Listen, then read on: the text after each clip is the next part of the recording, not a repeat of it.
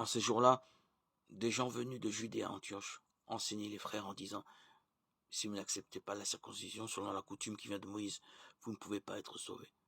Cela provoqua un affrontement, ainsi qu'une vive discussion engagée par Paul et Barnabé contre ces gens-là. Alors on décida que Paul et Barnabé, avec quelques autres frères, monteraient à Jérusalem auprès des apôtres et des anciens pour discuter de cette question. L'église d'Antioche facilita leur voyage. Ils traversèrent la Phénicie et la Samarie en racontant la conversion des nations, ce qui remplissait de joie tous les frères.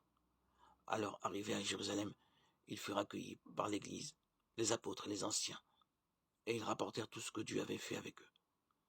Alors quelques membres du groupe des pharisiens qui étaient devenus croyants intervinrent pour dire qu'il fallait circoncire les païens et leur ordonner d'observer la loi de Moïse. Les apôtres et les anciens se réunirent pour examiner cette affaire. Lecture du livre des Actes des Apôtres, 15, 1, 6.